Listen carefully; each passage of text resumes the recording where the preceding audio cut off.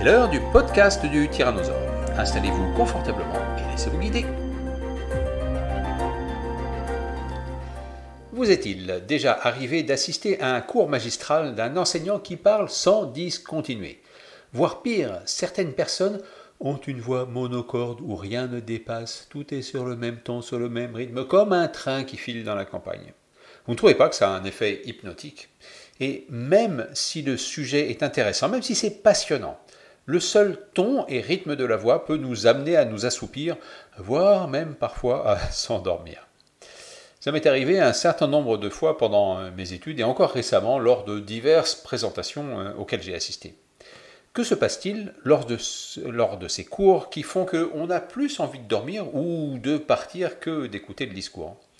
Il peut y avoir beaucoup d'explications, mais la principale réponse est qu'il n'y a pas d'interaction, pas de sollicitation. Alors ça peut paraître un peu ironique pour moi d'enregistrer un podcast et pour vous de l'écouter, alors que bien entendu, évidemment, il ne peut pas y avoir d'interaction entre vous et moi par le choix même du support. Alors que peut-on faire pour qu'un cours que l'on écoute puisse devenir plus intéressant? Quelle attitude puis-je avoir, quelle attitude peut-on avoir pendant la présentation pour générer en soi-même de l'intérêt?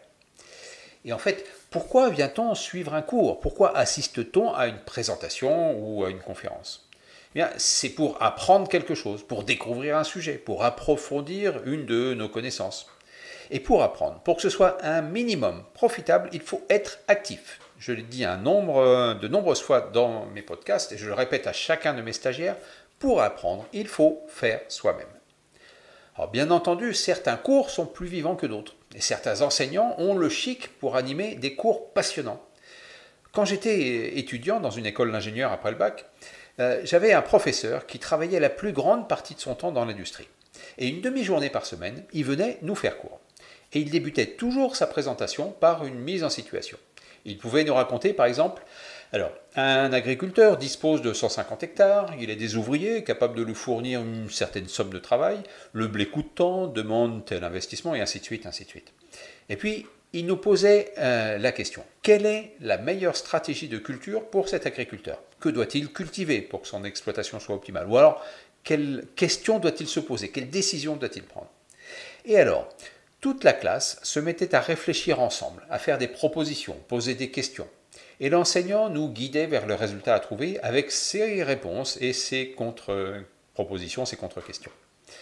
Vous pouvez deviner que ce cours m'a bien marqué. Je m'en souviens encore comme si c'était hier. Pourquoi?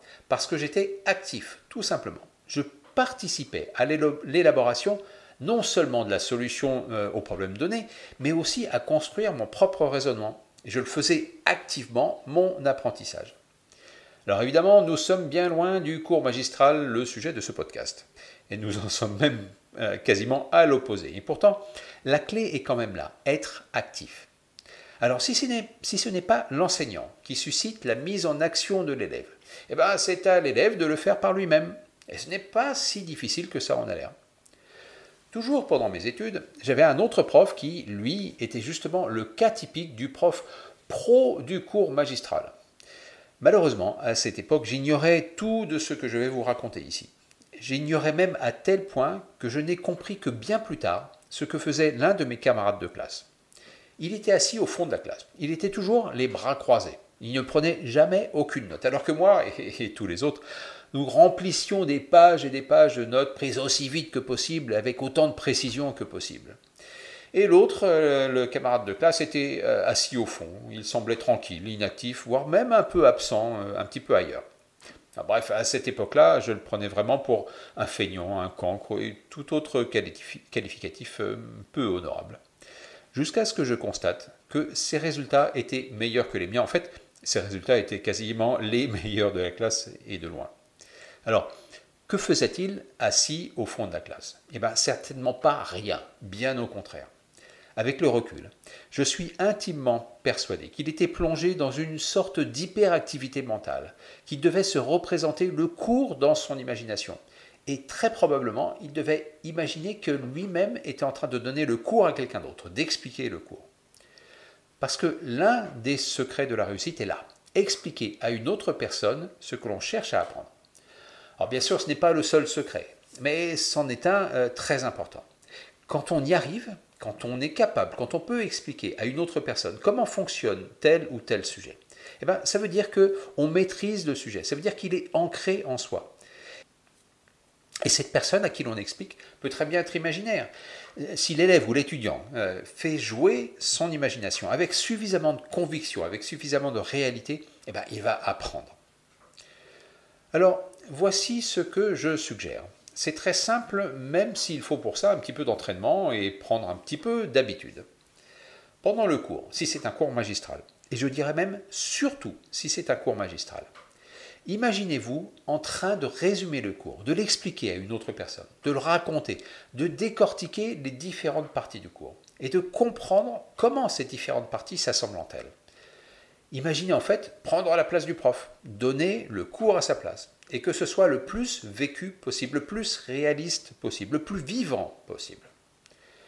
Et parfois les cours vont trop vite et si le cours va trop vite, ce qui est souvent le cas, prenez note mentalement des points importants, au moins des grands chapitres, des différents chapitres ou des différentes facettes du cours.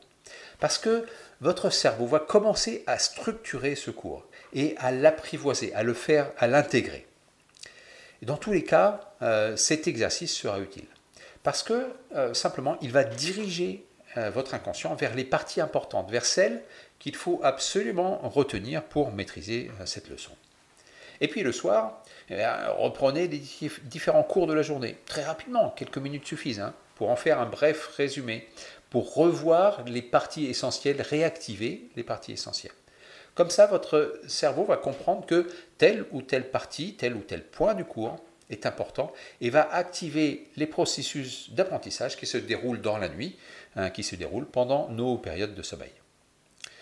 Enfin bref, il y a toujours un moyen de rendre le cours intéressant en portant son attention dirigée, son attention active vers le cours et en lui donnant son importance. Et comme le dit Jack Sparrow dans Pirates des Caraïbes, le problème n'est pas le problème est ton attitude face au problème. Alors, il n'y a plus qu'à choisir la bonne attitude. Vous avez aimé ce podcast ? D'autres parents et d'autres enfants auraient peut-être envie de le connaître. Alors, aidez-nous, mettez un petit pouce vers le haut, mettez un petit like, mettez un commentaire, cela nous aide à transmettre l'information. Merci de votre attention et à la semaine prochaine pour un nouveau podcast.